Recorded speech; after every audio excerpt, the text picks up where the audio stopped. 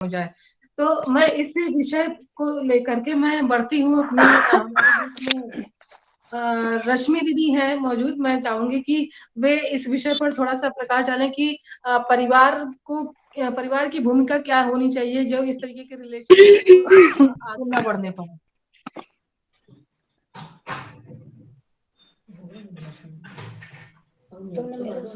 थोड़ा सा हम भी कुछ कहना चाहेंगे अगर समय मिलेगा तो। जी बिल्कुल बिल्कुल दीदी, बिल्कुल दीदी। हाँ दीदी, मैं अभी आपको मौका देती हूँ। बिल्कुल सबको मौका मिलेगा, जी इसीलिए तो। हाँ नहीं, अभी तो हम सुन रहे हैं, हम अभी अभी जुड़े हैं ना, बाहर गए जी थे जी अभी भी बिल्कुल आए हैं, बिल्कुल। तो अभी सुन बिल्कुल रहे हैं। ये तो बिल्कुल। बहुत ही ज्वलंत समस्या है जी जी और इसमें सभी के मन में कुछ ना कुछ भाव मर रहे होंगे। हाँ। जी, तो समय आपका नंबर भी उन्हें देना पड़ेगा, अन्नपूर्णा जी को, वो देंगी आप। नहीं, नहीं, नहीं, वो दिखे मैं बुला लूंगी बुला लूंगी। हम रश्मि दीदी जी को, अभी रश्मि दीदी जो है हम इस विषय रश्मि पर बोल रही हैं और पारिवारिक भूमिका, पारिवारिक दायित्व, माता के दायित्व और क्या जॉइंट फैमिली इस विषय को कुछ आगे बढ़ाने में कामयाब होगी। इस तरीके के आप क्या कहना चाहोगे? आवाज आपकी नहीं आ रही दीदी। हाँ, आवाज नहीं आ रही है, हाँ हाँ। अभी नहीं आई है।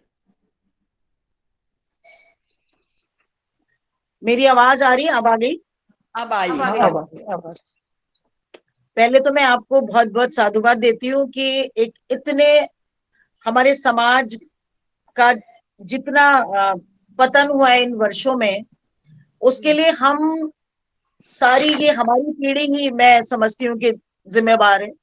क्योंकि हमने जब अपने मम्मी और अपनी दादी वगैरह को बहुत अनुशासन में रहते देखा है, और मुझे लगता है कि कहीं ना कहीं ये जो अनुशासन हमारे जीवन में, हम एक सीमित दायरे में और रहते हुए भी हमें आगे बढ़ने में सहायक भी था। और वो भी पहले हमारी जो देश है वो गार्गी, अपाला और विद्योत्तमा सभी हम जानते हैं, जैसा कि सभी विदुषियां हमारे यहाँ रही हैं। तो मुझे लगता है कि जीवन में सबसे पहला तो हमें अनुशासन, और ये सब परिवार एक ऐसी संस्था है जहां हम संस्कार को, हमारी जो पहली जो पाठशाला वो होती घर होती है, और घर से ही सारा जो अ, एक परवरिश है बच्चों की। तो उसमें हम, मुझे लगता है कि आजकल की पीढ़ी, जो मैं समझती हूँ कि एक जो नारी है, हमारे यहाँ स्त्री पुरुष दो जीवन के सामाजिक संस्था के पहलू हैं, और मुझे लगता है कि नारी क्योंकि संस्कार की संवाहिका होती है, उसको अपने जो, पहली बात तो हम जिस भी समाज में रहते हैं, हमें उसके संस्कार को, उसके और वैसे तो ये नींव हम बच्चे की, जब हम वो जननी जब बच्चे मतलब एक सृजन करती है, तो उसमें अपने आप ही जाते हैं। लेकिन कुछ हमारा विशेषकर जो माए हैं उनका दायित्व बढ़ जाता है कि वो अच्छे बुरे का विवेक जो है वो बच्चियों में दे। क्योंकि समाज, पहले मैं, जहां तक मुझे याद है, हम लोग बाहर बड़े आसानी से खेलने निकल जाते थे, कभी इतना डर नहीं था। तो ये बड़ा डर का माहौल हो गया आजकल। छोटी जी जी छोटी बच्चियां जरा सा बाहर जाए, माए घबरा जाती है, स्कूल लेने जाती हैं, घर का काम तो जी करी नहीं, पहले बिल्कुल निश्चिंत होके केवल वो घर संभालती थी। तो मुझे लगता है कि आज के दौर में हमें नए तरीके से अपने आप को ही पहले तैयार करना पड़ेगा कि हमें किस तरह से इस भयानक भयानक कहूंगी मैं, ये त्रासदी वाले जो आ, दुनिया, हम कहते हैं, हम कवि हैं, हम कहते हैं बहुत सुंदर दुनिया है, इतना प्रेम, जी कविताएं लिखना अलग बात है। लेकिन अभी एक जो घटना हुई है तो उससे बिल्कुल हम लोग हिले हुए हैं। और मुझे लगता है कि एक पारिवारिक जो ढांचा है हमारा, वो ऐसा होना चाहिए कि वहां दादी, कुछ संस्कार दादी नानी से सीखे जाएं, कुछ माँ से सीखे जाएं। तो मुझे लगता है हमारी जो पहले व्यवस्था थी, जो जॉइंट फैमिली वाली, वो बहुत अच्छी थी। लेकिन आजकल अगर यहाँ नहीं, मतलब इस तरह का हो गया है कि नौकरी पे बाहर रह रहे हैं, तो बच्चों को लेके आजकल क्या होता है, मम्मी पापा कहते हैं नहीं वो बच्चा बहुत बिजी है, लेके ही नहीं जाते, कहीं भी छुट्टियों में नहीं लेके जाते किसी तरह। उसकी पढ़ाई बहुत है, पढ़ाई बहुत वाली बात नहीं है, वो कैसे आपके समाज के बारे में, आपके जो अपना, और कुछ चीजें माँ अगर व्यस्त है तो वो दादी बाबा से कह के, तो उनके अनुभव के अनुसार कई बातें वो समझ जाते हैं कि इसको ये प्रॉब्लम है। माँ वर्किंग हो गई है, माँ भी नहीं देख पाती है। और मेरा एक बात और मैं ये कहूंगी, मैंने एक अपने गीत में लिखा है ना, और फिर जो लड़कियां हैं आजकल, उन्हें मैं ये एक शिक्षा देना चाहती हूँ। मेरे गीत का अंतिम बंद है कि जागरी तू जागरी, मैं गा के नहीं सुनाऊंगी आज, आपने कहा है, लेकिन गाने की कोई यहाँ आवश्यकता नहीं है।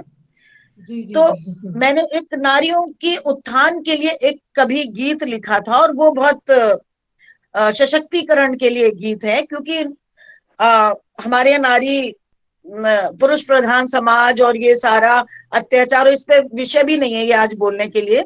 तो मैंने एक बंद में यहाँ रखना चाहूंगी कि पर स्वतंत्रता की दौड़ में, अनुकरण की होड़ में, संस्कृति ना भूलना, ना मूल्य अपने छोड़ना, नारी सुलभ शालीनता खो न जाए जागरी, जागरी तू जागरी मत अनुचरी सी भागरी, और तेरे क्रंदन से लगी इस हृदय में आगरी।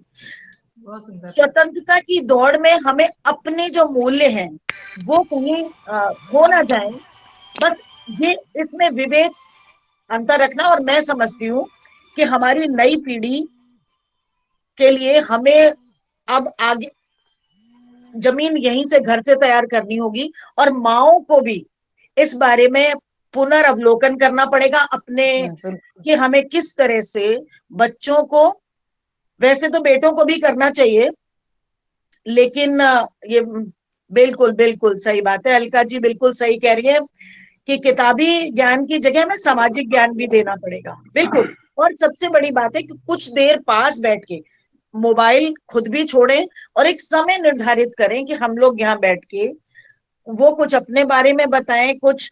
और इस तरह से क्या है ना कि आपस में संवादहीनता बहुत हो गई है आजकल, परिवारों में समय ही नहीं है किसी के पास, वो बात ही नहीं करते। तो ये सारी जो समस्याएं हैं ना, श्रद्धा वाली और ये सब, तो वो केवल इसीलिए। और मैं ये नहीं कहती कि ये धर्म विशेष का या किसी उसका, सबसे बड़ी बात यह है कि आप घर में ऐसा माहौल बनाएं कि बच्चे आपके घर में अपनी बात रख पाए, समाज में क्या क्या उनके प्रति, पहले तो एक अवेयरनेस कि आपके क्या कानून है, ये भी माओ को जब जानकारी होगी तो माएं आगे बताएंगी। और सबसे बड़ी बात कि बेटा ये जो समय है, पहले तुम कुछ बन जाओ, क्योंकि आत्मनिर्भर होना बहुत जरूरी है। शुक्रिया अलका जी, मेरी बात से सहमत है। तो मैं बस यही कहना चाह रही हूँ कि पहले ये प्रेम प्यार ये सब चीजें अगर हो गया, तो भी मुझे लगता है कि उनको शायद ये सोचने की या ये बताने की जरूरत है कि बेटा जीवन पड़ा है, पहले अपना जो एक अपने को सिद्ध करने का मौका मिला है ना हमें, वो ये कुछ ही समय का है, उसके बाद तो जीवन सब बहुत ही सुंदर हो जाएगा। ये प्रेम व्रेम तो जीवन में बाद में भी आ सकता है, मुझे, मेरा ऐसा मानना है। और बाकी तो नए बच्चे हो सकता है कि मुझसे सहमत ना हो, वो कहेंगे पता नहीं ये कौन से जमाने की बात करेंगे। तो मुझे लगता है कि विवेक हमेशा का अपने ऊपर एक आत्म मंथन और आत्म मतलब नियंत्रण बहुत जरूरी है। और इसके लिए हमें बच्चों को तैयार करना पड़ेगा, और वो मतलब मुझे लगता है समय समय पर कहीं इस तरह का जो अवेयरनेस प्रोग्राम हो, कहीं ऐसी संस्थाएं हो, वहां बच्चों को ले जाके अभी इस पे बहुत काम करने की जरूरत है। और मुझे लगता है कि माओ को पहले खुद, नई जो माएँ हैं उन्हें सीखना चाहिए, और बाद में घर में इस तरह का। दीदी मैंने शायद अपनी बात पूरी कर दी।